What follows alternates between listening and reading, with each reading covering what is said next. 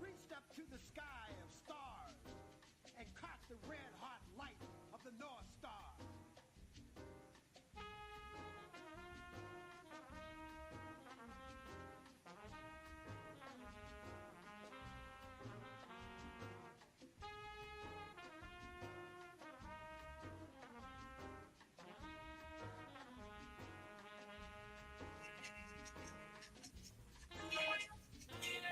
Open earth, body of the blood so deep. Tallies the whip, the gun, the knife. Tallies the fire, pulled from the bodies of slaves, made into claws, prisons and forts.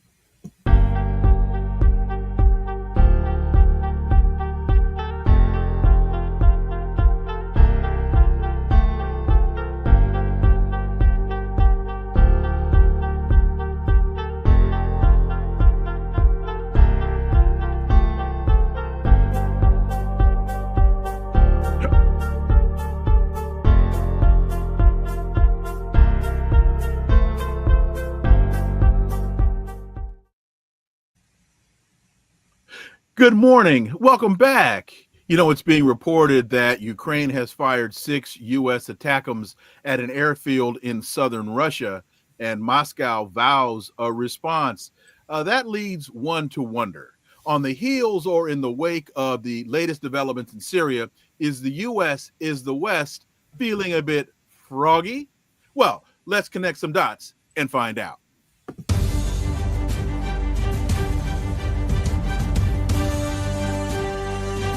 Connecting the Dots with Dr. Wilmer Leon, where the analysis of politics, culture, and history converge. Again, good morning, and here's the point.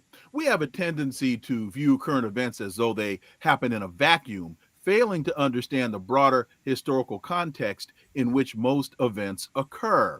During each episode, my guests and I have probing, provocative, and in-depth discussions that connect the dots between these events and the broader historic context in which they occur, thus enabling you to better understand and to analyze the events that impact the global village in which we live. On today's episode, the issues before us are increased Ukrainian aggression towards Russia and what's going on in Syria. My guest is a Moscow-based international relations and security analyst, Mark Sleboda. As always, Mark, welcome back. Dr. Leon, thanks for having me. It's always an honor and a pleasure to be on Connecting the Dots. So let's start here. Russia's TASS news agency has reported that Ukraine delivered a strike by 6 U.S.-made ATACMS, long-range ballistic missiles, at the military airfield in Taganrog in southern Russia yesterday. Yesterday. So the report said 2 missiles were intercepted by air defenses, and the other 4 were deflected by electronic warfare. The ministry also vowed there would be a response. Quote, this attack by Western long-range weapons won't be left unanswered, and corresponding measures will be taken.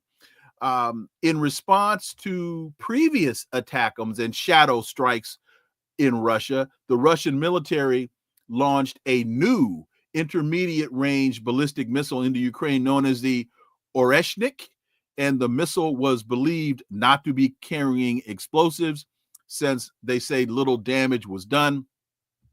Putin referred to this as a test launch. A strike with a conventionally armed Oreshnik could do major damage, as Putin has suggested, the missile could replace nuclear weapons in the Russian deterrent.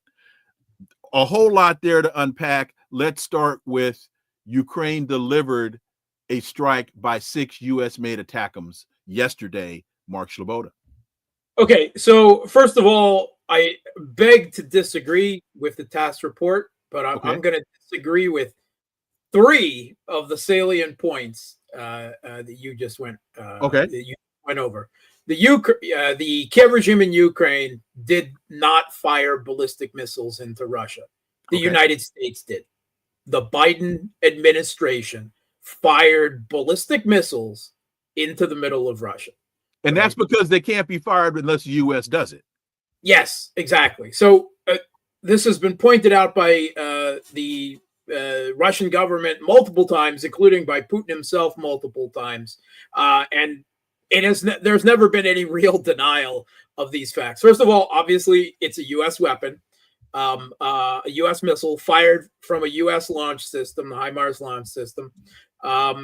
Secondly, it has to be guided to target. It is a GPS guided. It has to be guided by U.S. satellites to target. And the actual targeting sequence has to be individually programmed into the missile by a U.S. military expert, right? Maybe he just was cashiered out of the service, right, and is there as a volunteer or a mercenary or whatever. Maybe they're active duty. It really, the distinction is not drawn by Russia. Right? It's a distinction without a difference, or a difference without a distinction. This is because the systems use proprietary and classified coding software, right? And this is not something you share with anyone, because it would for these systems if it was leaked. And the Kiev regime is full of leaks to the Russian side, has been from the beginning. Russian intelligence in Ukraine, generally speaking. Wait a minute. So let me quickly interrupt, and I understand the point you're making, and you're absolutely right. So for TASS to say Ukraine delivered a strike, and knowing that how careful they are with their language, is that an intentional reference so that they can provide some distance, knowing that they really don't want to get right now, they don't want to get into a fight with the United States?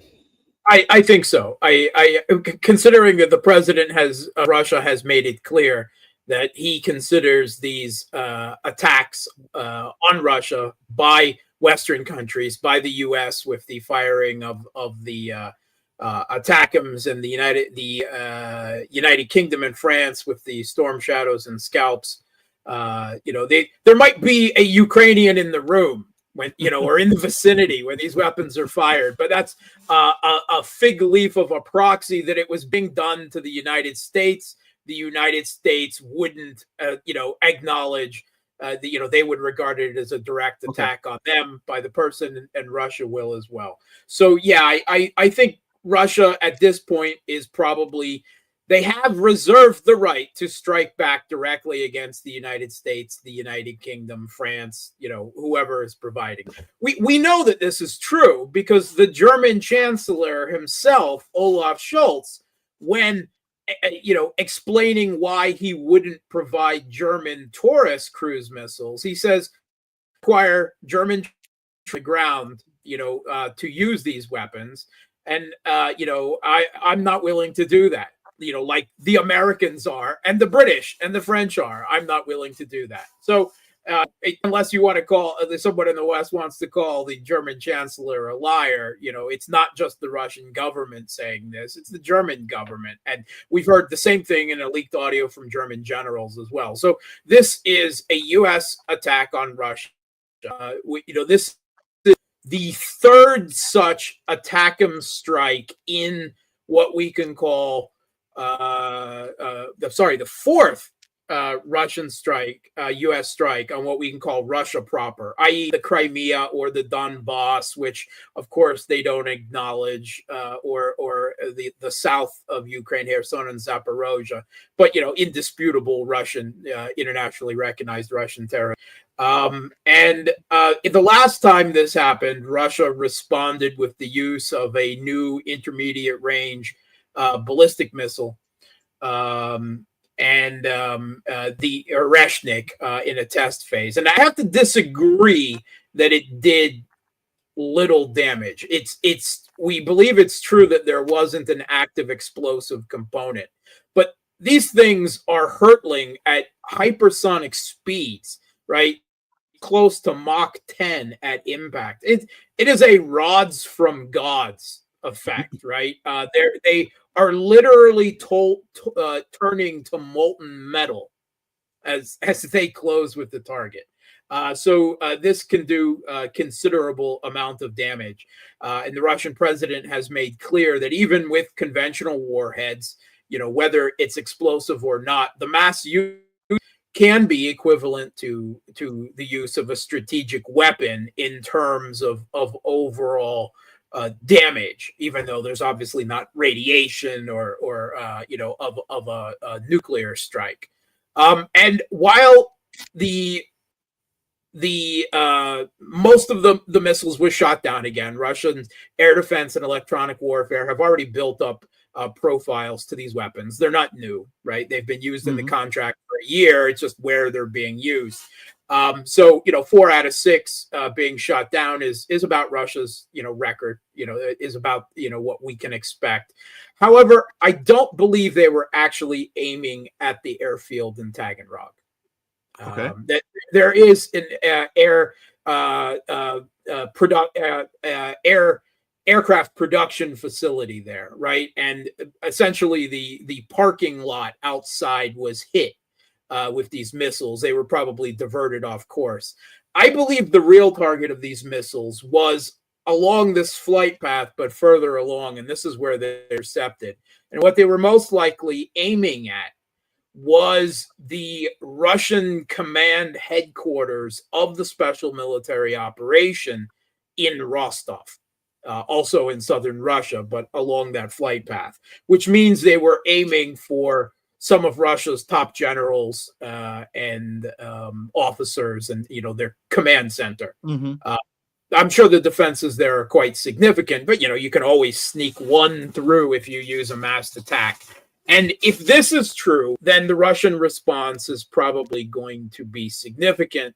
However, I don't believe that the U.S. is going to strike back against U.S. bases or facilities yet, principally because they know that this is a provocation by the Biden administration, on his way out the door to attempt to complicate any Trump even possible efforts of de-escalation on the U.S. side, and to irretrievably entwine the U.S. even further in escalation into this conflict. And Trump, I don't hold out hope that Trump is going to bring peace in 24 hours. Certainly not any peace that Russia, on terms Russia would accept. But he has come out in the last 24 hours and made clear that he regards these U.S. missile strikes into Russia as a dangerous and needless provocation. The Pentagon, before these attacks were made when they were arguing against it, made clear that this isn't going to change the effects on the battlefield at all.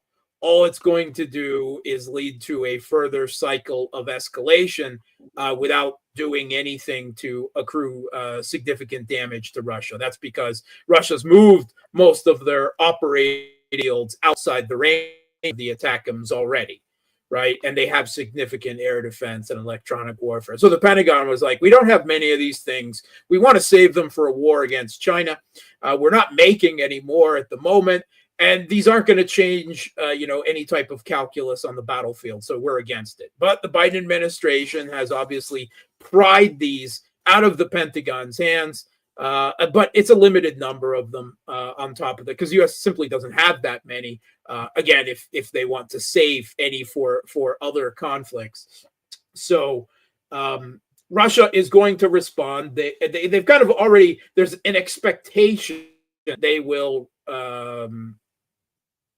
reply with another use of the Oreshnik, but that's not necessarily true. Russia has, a wide quiver of long-range strike capabilities that they can. I would say what's more important than what weapon they use is what they target.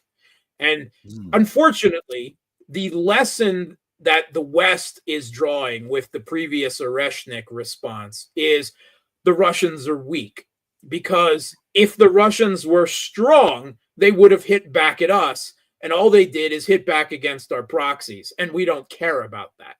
So they're continuing these long-range strikes. There was a 2-week hiatus where they reassessed, and obviously they've been looking at new targets, because previously they were firing into the north, into the Kursk region and the Bryansk region. Now they're looking to the south, and I believe towards Rostov and the Russian SMO command center down there. So that this is going to be an escalation, is going to be a response. But I still think that Russia is reserving the right for more significant responses after this lame duck administration trying to keep provocations has passed away. If Trump doesn't radically change policies, then I think we'll see very significant Russian escalations to catch up. But right now they're not willing to go to World War III over a senile old lame duck who is exiting the stage. They will, at least on that score, give the Trump administration some room. In fact, you've just touched on, you very clearly explained two things that two of the viewers mentioned. So you hear me say all the time that one of the big mistakes that Americans make is they confuse restraint with fear, that they with weakness. Yes. With or fear or weakness. Right. Yeah. And so Daniel Drazenovich says, then why hit the Ukrainian people? And that was in response to the point that, well, wait a minute, before you respond, I guess he's making the point, if the U.S. fired, if Russia sees this as an attack by the United States, then why hit the Ukrainian people? And 441825 says, Russia's empty rhetoric and false red lines is only, and it should be are only, emboldening imperialism to escalate. I don't think the rhetoric is empty. I don't think the red lines are false. Again, don't confuse restraint with weakness or fear, Mark Sleboda. Okay, so the first one, I mean, the Kiev regime in Ukraine, that is the proxy that the U.S. is using, right? That is where the battlefield is being fought. Secondly, it is not the Ukrainian people that Russia is targeting. It is the Kiev regime and its military forces and military infrastructure.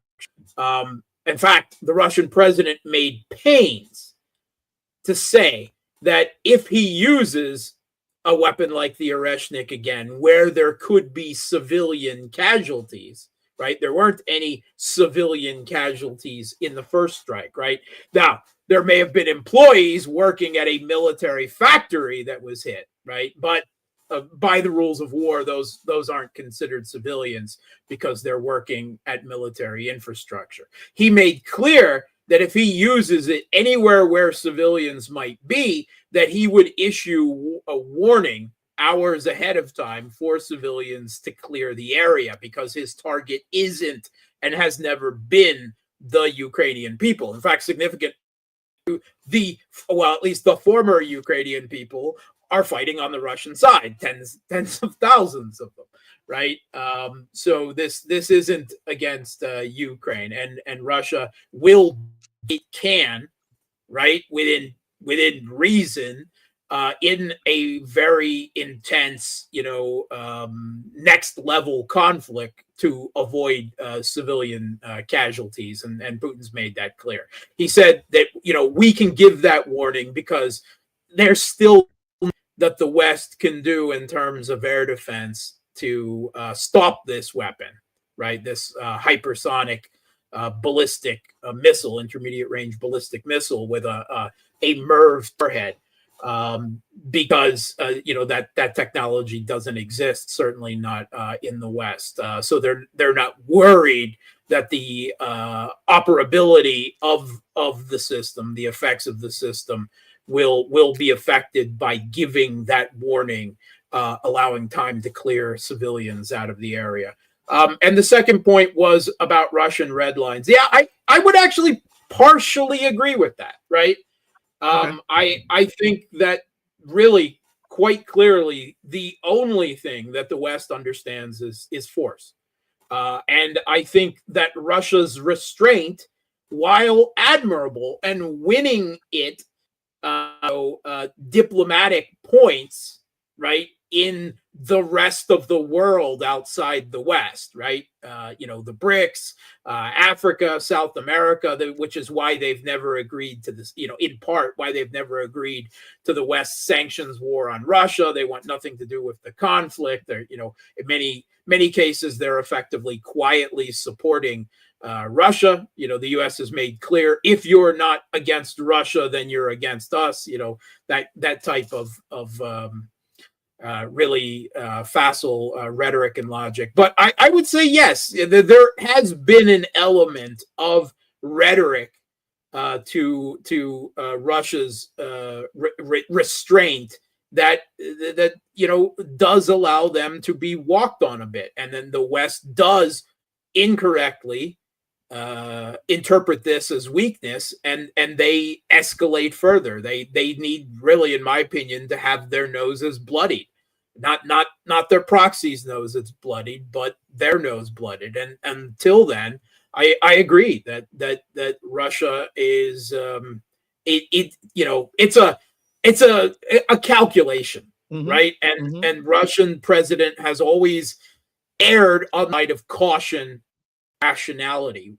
And I think that's really, particularly when this comes to strategic weapons and nuclear, Russia has made a big show of loosening their nuclear use doctrine and everything, but obviously not going to use nuclear weapons in Ukraine. So I don't actually think that's useful at all. The problem is the West is no longer capable of understanding or following the logic of mutually assured destruction that guided the Cold War era conflict, when there was fear and respect on both sides for the capability. The West doesn't have that, right? They don't believe that anyone will use nuclear weapons. And in a way, they are whatever the rhetoric about Putin to the contrary, they are counting on the fact that Russia is too rational, too cold, calculating, and too cautious, to escalate to the use of nuclear weapons. So they don't believe that Russia would do that, and they, in effect, are saying that Russia is more rational than we are. So they feel free to continue poking the bear, to provoking and escalating every further. Now they are literally firing ballistic missiles into Russia through a fig leaf proxy. Could you imagine if that was being done to the United States? I mean, there would already be nuclear missiles, destroying several countries, turn them into glass parking lots. You can hear it coming out of the Congress now. So it is a problem. The Russia is more restrained and rational than the Western opponents they're fighting, and that's a problem. Well, I think you can also assign or ascribe that same logic to China, because the United States is trying to start a fight with China over Taiwan. And whether it's Tony Blinken or whether it's Lloyd Austin or whoever in the hell is advising Joe Biden, that thinks not only that the conventional conflict is winnable, but I think they've got some drunk folks in the administration that think if there were a nuclear conflict, it would be limited, and somehow they seem to have forgotten mutually assured destruction, and that, hey, Tony Blinken, you press that button, we all die. Yeah, it's frightening to think that this is U.S. thought, and we've actually heard a U.S. Top military leaders also suggest that they believe that a limited nuclear exchange is winnable or survivable. In fact, let me jump in. Let me jump in really quickly and say, and isn't the word limited, isn't that relative? As Les McCann and Eddie Harris would say, compared to what? Yeah, Martin. It's frightening. It is, I think, a sign of. I think it's down to this U.S. now Western ideology of exceptionalism that has emerged, since the self-dissolution of the Soviet Union and the end of the Cold War. The idea that they believe that they are socially, societally, structurally, and morally superior to every other country on earth. Therefore, anything they do in the end is for the ultimate good. It is a messianic and supremacist ideology, and part of their refusal to accept the realities of this conflict on the battlefield is their unwillingness to even acknowledge that Russia is beating them. Right? They're the ones who put NATO's and the US's geopolitical capital on the line and said this is a conflict for them and a Russian victory would mean defeat for NATO. They have said this. They've put it all on the line. So they can't even comprehend that they would lose to a country that they've derided for years as a gas station or Nigeria with snow. So this is actually, I believe, challenging their identity and their conception of the world at a fundamental level that they're simply not ready to come to grips with. But I think they need to be taught that lesson. I think sometimes you have to stand up to a bully, right? Right. You have to respond. And we're getting to the point where that may become necessary. And to depending that on point, what the Trump administration does. And to that point, I'm trying to find one of the oh, here it is. G-Man says, I thought Putin had the ability to hit Paris. And I seem to recall, and we talked about this on the Critical Hour show, I think probably a year and a half or 2 years ago, that meeting where Putin and Macron are sitting at that very, very long table at opposite ends of that incredibly long table. And a statement of itself. Right. And that table must have sat at least 50 people. And they're at opposite ends and nobody else is in the room. And I could be wrong on this, but I seem to recall President Putin saying to Macron, if you continue, and I'll paraphrase, if you continue down this pathway and back the West in this move, I can send a missile into Paris. And the expression on Putin's face was so ghastly. It was like somebody pooped in his soup. It was, oh my God, no, please, let's not have that conversation. So all of that to say, first of all, do I have the accurate accounting of that exchange? And when you talk about Russia needs to strike the bully, would sending a missile into Paris, would sending a missile into, would striking Big Ben be, and I don't mean Ben Roethlisberger, I mean the clock in London, would that be the move to make? Yeah, no, definitely not. I mean, those aren't the response of. Okay. Of so what would the response be? First of all, a first level response could be passing advanced anti-ship missiles onto the Houthis, right? Russians might be on the ground to actually fire those weapons, but the Houthis did it. That would be a symmetrical response to a U.S. warship, a U.S. aircraft carrier, U.S. bases in the region, and Russia. So enough with the drones, with the drone firing, sending drones and smaller ballistic missiles from Ansar Allah into the Red Sea. Now we're going to sink something. Yeah, I mean, they will.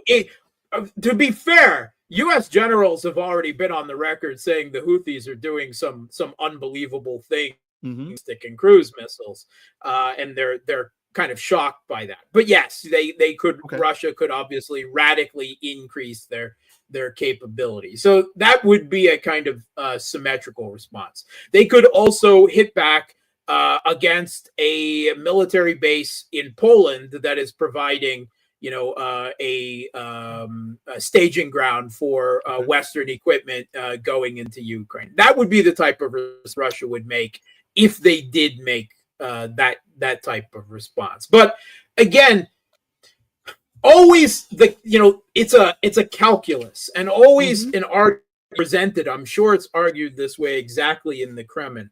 We are winning on the battlefield in Ukraine. We're winning not just against the Kiev regime, but effectively all of NATO. Why fall for the banana in the tailpipe trick? Yeah, why respond to pinpricks in a way that could escalate the situation and could potentially, whether diplomatically or something else, change that, affect that reality? Because ultimately these missile strikes, they are a provocation, right? You don't accept, a great power does not accept being fired into its territory, but still the ballistic missiles thus far have been pinpricks, right? And most of them have been shot down. So the argument is always, stay on course. If you think of the first Star Wars, A New Hope, and the X-wings are moving down, targeting the Death Star, and it's stay on target, right? That is, certainly an argument that is being made within the Kremlin. And me or you or, any of our audience armchairing, and a lot of the Russian people are saying, damn it, kick somebody's ass. Yeah.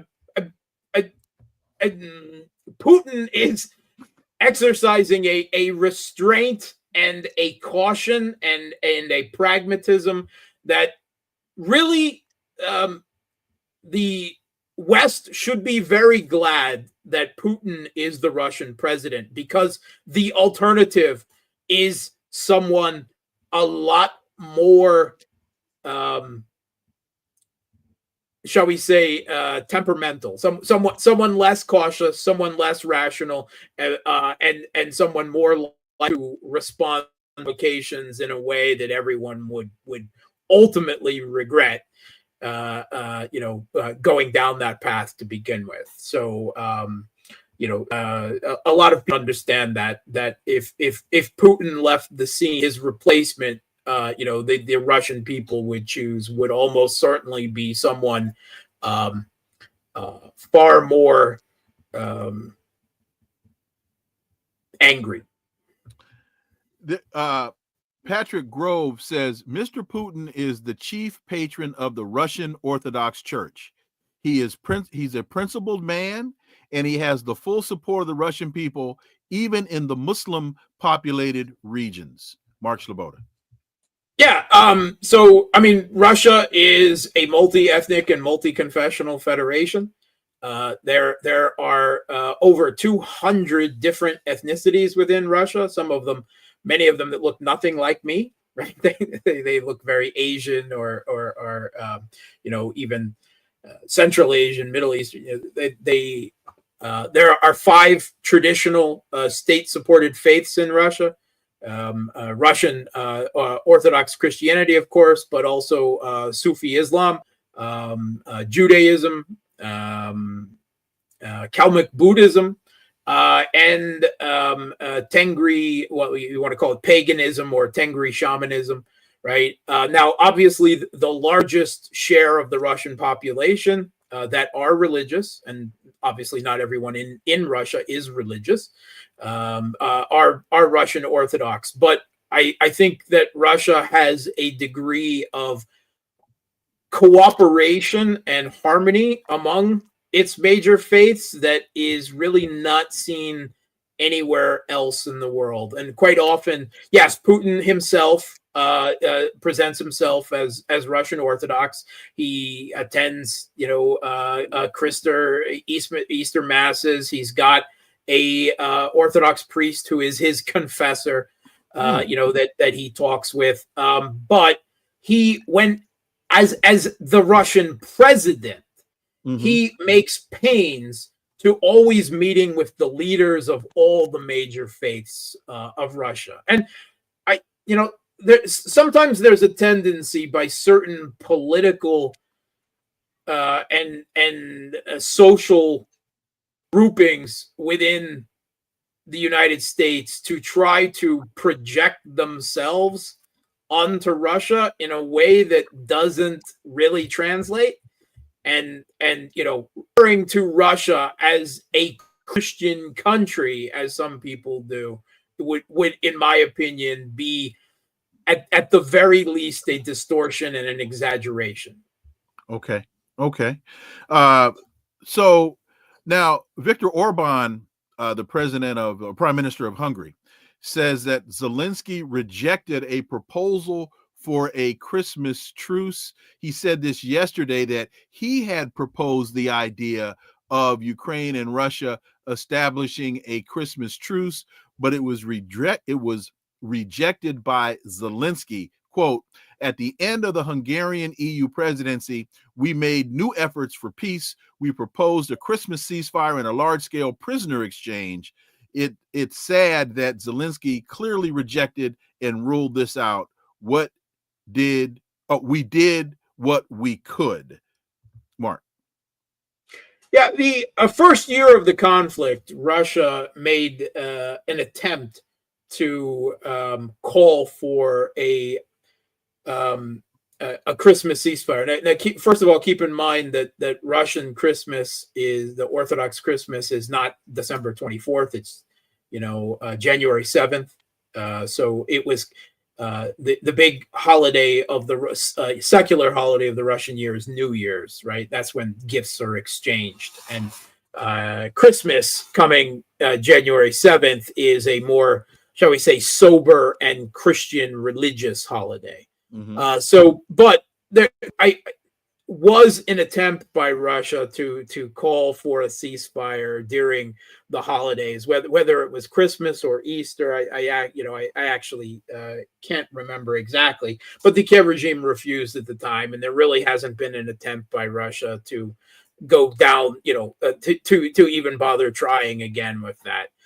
This is a no holds barred both sides now, and I don't think that either side is in any way willing for such a ceasefire. Switching gears a bit. Well, actually, let's final question before we switch gears. Looking at the historical patterns of U.S. intervention, including coups and assassination attempts, is there a possibility of the U.S. pursuing such tactics against Vladimir Putin? I mean, they've already tried for 2 decades. At this point, there's really not much capability for the U.S. to do that. They don't have any Russia, U.S. NGOs, which is usually the vector it uses, for such type of conflicts. Supporting ethnic separatism or political fringes. Or they don't have the capability really to do that anymore.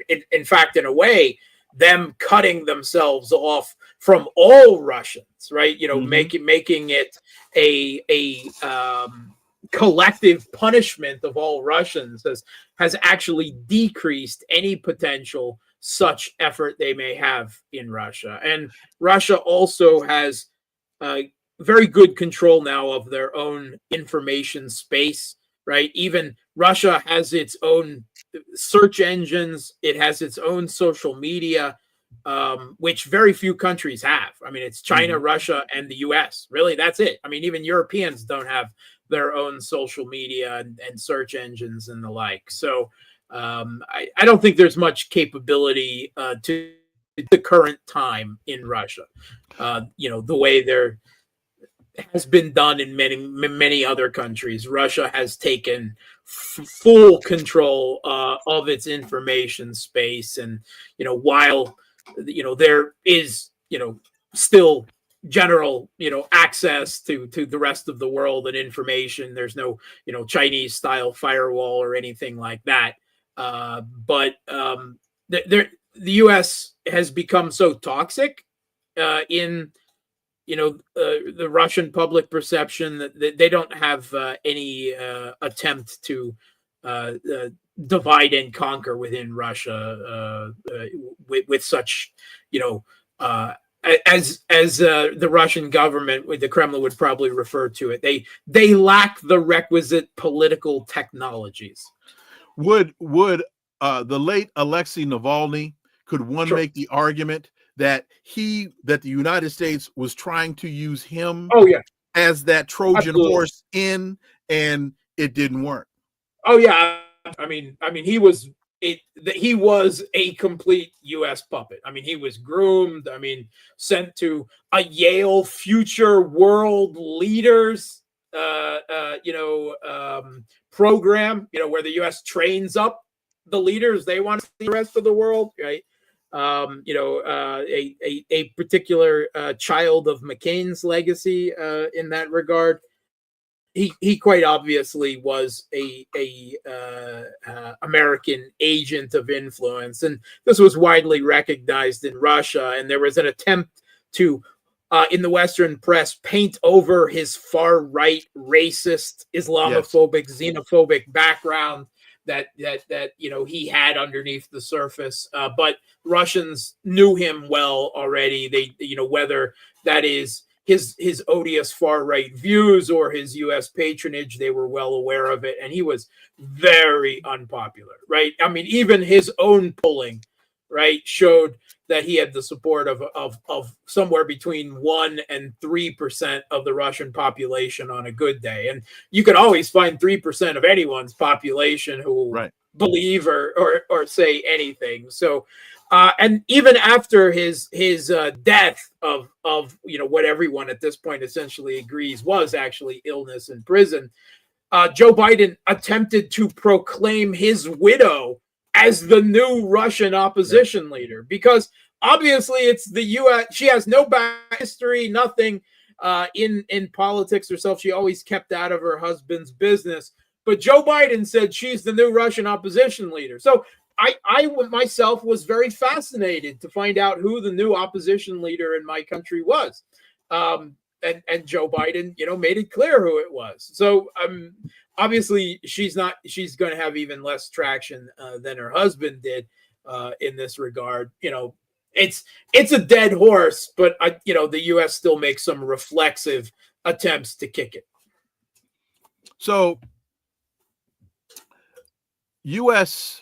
switching gears now, rushes to contain the U.S. rushes to contain Turkey-backed offensive against the SDF in Syria. Secretary of State Blinken is going to visit Turkey as Ankara-backed forces move against the Syrian Kurdish SDF. The government is scrambling to address Turkish-backed offensive targeting the Syrian Democratic Forces. Let's start with the status of former Syrian President Assad in Russia. It has been announced he has been granted asylum. He is in fact there. What can you tell us about Assad in Russia? Not much.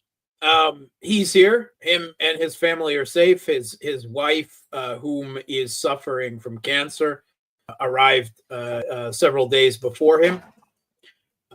He is renting some apartments in Moscow, in downtown Moscow. There has been some reports in the Russian media that he's considering returning to ophthalmology. I don't place evidence on that myself, but anything is possible. But other than that, he's kept in an extremely low profile. Of course, obviously, his security is a paramount in that for the time being. But in general, there is a feeling in Russia that, okay, they understand that he is, deserved to, be kept safe and everything. But there's also, I think, a belief that at the end, he proved unable to even keep his own military from being co-opted and bought out by Western intelligence. Right? Elaborate on that, because a lot of elaborate on that, because we're not hearing that here. Yeah, there was very little fighting, right? So this was an offensive, on the ground, launched by Turkish-backed forces. In this the case, the primary one was Hayat Tahrir al-Sham, which is Al Qaeda, right?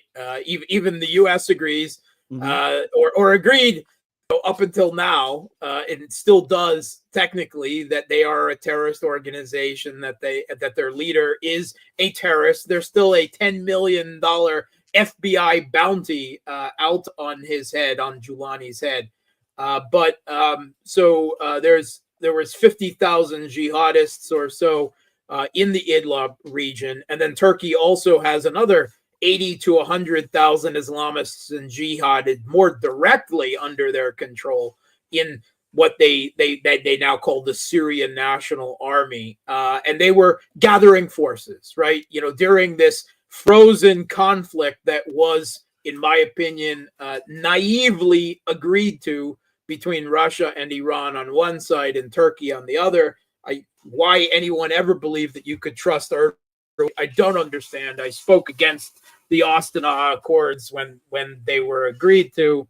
It was a terrible mistake by the Russian government. In fact, very much echoing the Minsk agreements, in my opinion, right? So Putin trying to find a diplomatic solution that really he should have cleared all the jihadists out of Syria, right? When the Syrian military was still capable of doing that. But they were gathering forces, and Russia and Iran noticed this. Russia began heavy airstrikes into the Idlib region in an attempt to disrupt this in the middle of October. So they were well aware of this. They were taking action. Russia had a much smaller contingent in Syria than they did 5 years ago. Obviously, they're preoccupied with the conflict in Ukraine, but still very active, right? Airstrikes, helicopter gunships, drone strikes, but there didn't seem to be much action taken by the Syrian Arab Army. And there was actually a lot of reports in Al Jazeera by the Syrian Observatory for Human Rights, the Islamist propaganda outfit in the UK, that this offensive was coming. And apparently, my understanding is what happened is that some combination of Western and Turkish intelligence over the last couple of years has launched a major subversion and co-option campaign targeting the Syrian Arab Army, the Syrian military, their officer corps, and also some of the civil administration, the clan leaders in Syria and so forth. And through combinations of buying them out, bribery, blackmail, threats, the usual, What actually happened is the majority of the Syrian army retreated without any cause against vastly inferior numbers. And then they were simply told to stand down, to literally take off their uniforms, throw down their weapons, put on civilian clothes, and disperse.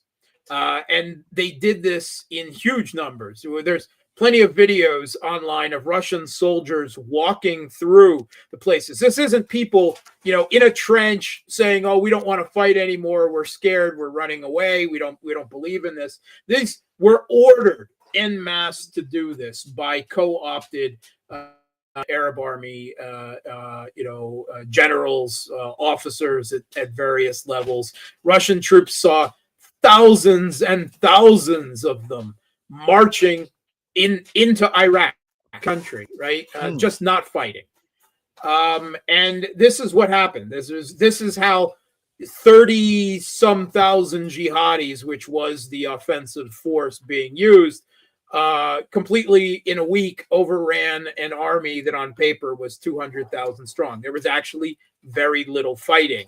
Russia was trying to save some of the Syrian army that were loyal and were fighting at various points, but some small Hezbollah forces in the country were doing so as well. But it was just too little, too late.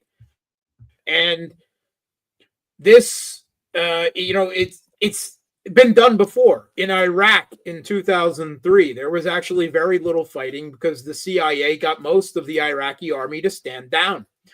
This happened in Libya at the end in the capital when the military in charge of defense of the city told their troops to stand down. So this is a very way of dealing with an opponent, and why this was in part in context of why this was so capable is it's really impossible to understand how effective Western sanctions have been in crippling the Syrian economy, right? Of really isolating it. And the U.S. has, continued their illegal military occupation in East Syria, sitting on Syria's oil and wheat fields that they needed to restore the country, and they never could do so.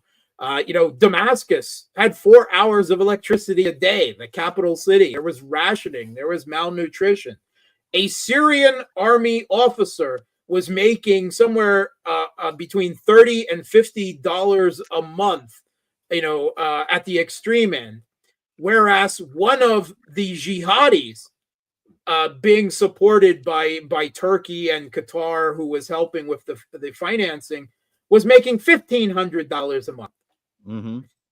That the Syrian people, they suffered so much economically, so much from the first phase of the conflict, that there was just no hope left, no hope of a better life, no willingness to fight, and a willingness to be bought out. Hey, I can get you, your family out of here. We can settle you in a third country with a comfortable lifestyle. All you got to do is tell you, withdraw and then order your troops to stand down. And it was incredibly effective. And ultimately, that's what happened. And although Russia and Iran and Hezbollah were all willing and in process of sending reinforcements, when the Syrian Arab army wouldn't even fight for the majority of it. All right, Tiger forces fought, 4th Division, but it was a minority. There was nothing they could do. You can't save a country that is not willing, its own military is not capable of defending. And the Syrian population, unfortunately now, the ethnic minorities, the religious minorities, the Christians, the Alawites, the Shia, the Druze, the Kurds, they're all paying the price. What is not being reported in the Western media is the dozens and dozen videos of the massacres, of the executions, of the persecutions that is now going on. And this is what is filmed by the jihadis themselves as they're doing it and uploaded on the social media. So just imagine what is happening that you don't see. that they're not actually taping for propaganda reasons. And this is how I know you're right, because David K says Mark is completely correct. The U.S. sanctions finally destroyed Syria. This will incorrectly lead the neocons to believe that the sanctions on Russia will have the same effect if applied long enough. So since David K says you're right, Mark Sleboda, I know you're right. Well, I mean, I agree with Jason K. David K. David K. Right. And thank you for your validation on that regard. But yeah, they're more than that. They're going to regard Russia as weak. That is the false conclusion they're going to come away. Russia couldn't, maintain its client state, right? That's the way they look at Kira. And they will say that the same thing could happen in Ukraine, that everything that Russia has built in eastern Ukraine can be washed away if we just stay the course, if we just escalate a little further. So that's not helpful. But Russia and Iran are big losers here geopolitically. There's no question about that. The axis of resistance is going to be crippled. Its supply lines to Hezbollah. The other big losers, of course, is the Palestinian people. Now there's no one capable of slowing down the ethnic cleansing and genocide against them. Netanyahu will get away with even more. The big winners are, of course, Turkey, which Erdogan is well on his way to seeing the bloom of his neo-Ottoman empire, and Israel, which saw one of the states that was always opposed to its occupation of Palestine suddenly turn into Israeli-friendly jihadis. And this next question or statement takes me to the next question that I was going to ask you. Jay says, it's fascinating that the Russian Federation military bases are still in Syria untouched. What are they waiting for? The U.S. to freeze the war in Ukraine? And for people who don't realize, I believe there's an Air Force base, and I know there's a naval base. Yes. There's a Russian Air Force base and a Russian naval base. Sardis and Hyman. Yes. What's the status of those two facilities? Because I was reading that in terms of on the naval side, that Russia had sent its ships out to sea. So what's going on? Yeah, they sent them out. They sent them out to avoid the Israeli strikes that destroyed the Syrian Navy, right? At this point, it has to be said, the occupation of land in Syria, the whole Golan Heights and extra territory, that's another regard.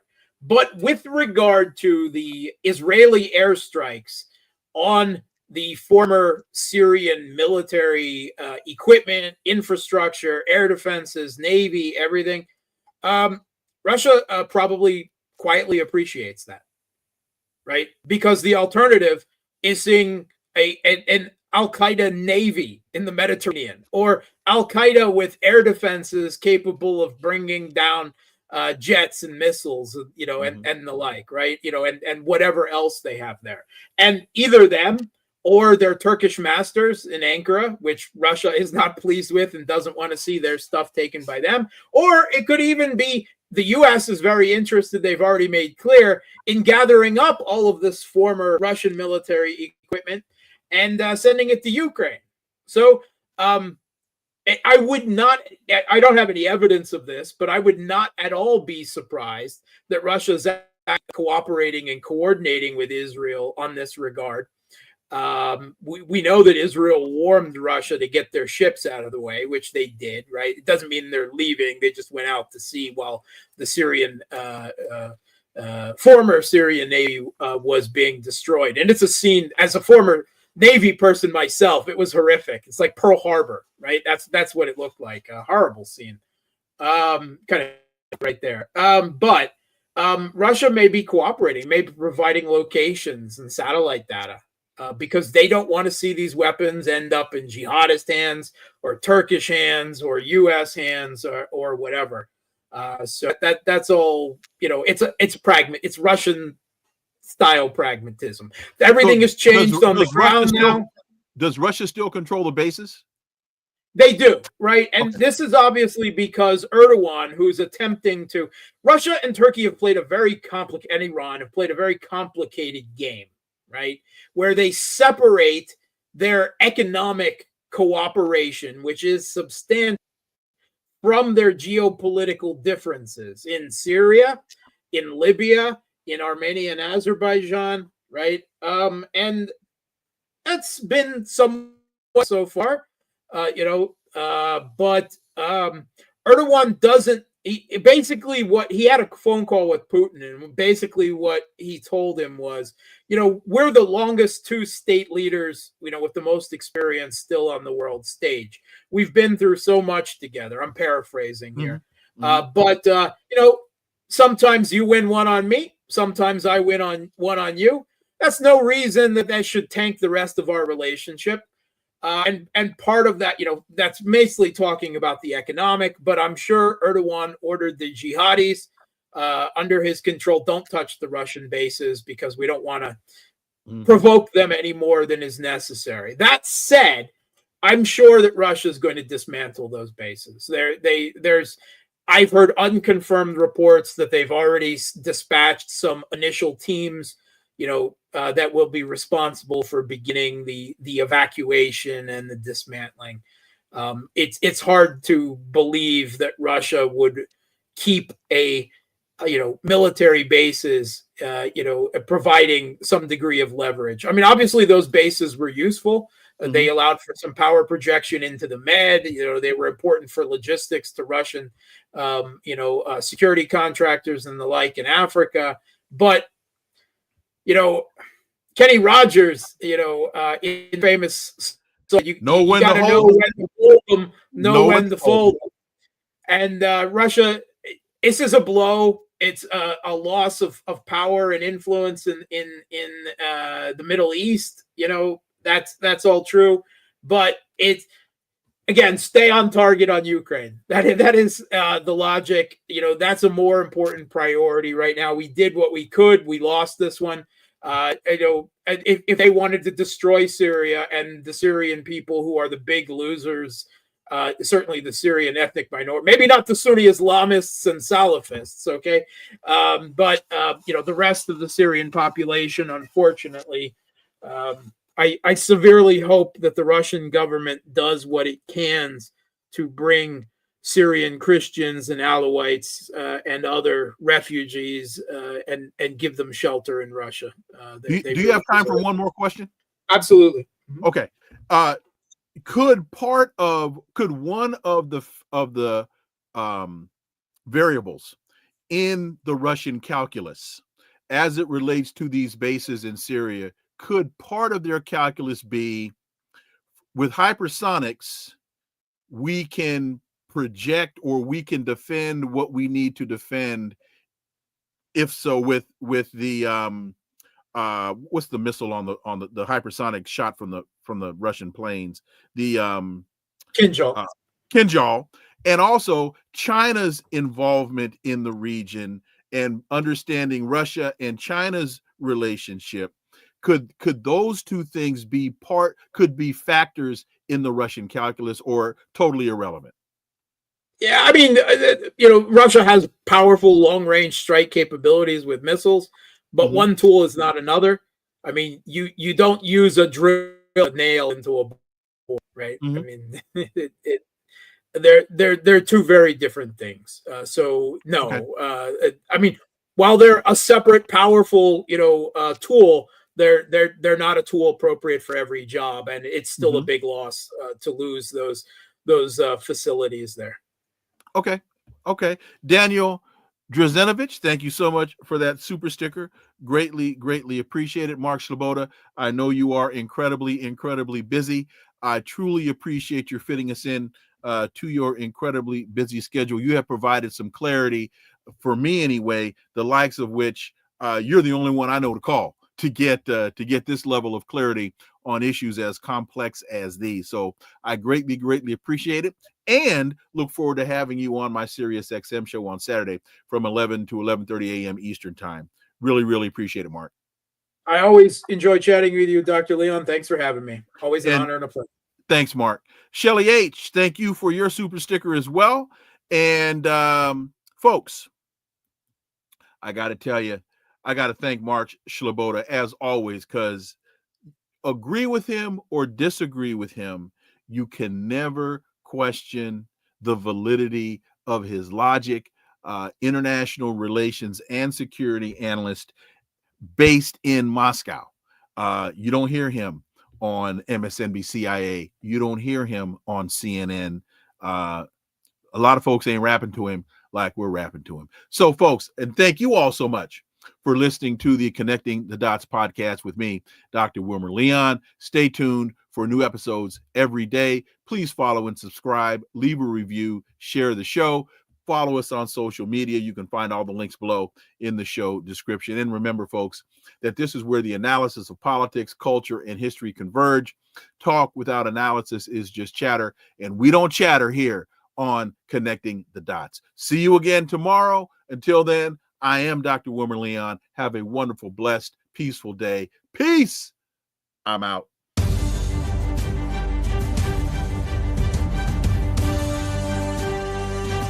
Connecting the Dots with Dr. Wilmer Leon, where the analysis of politics, culture, and history converge.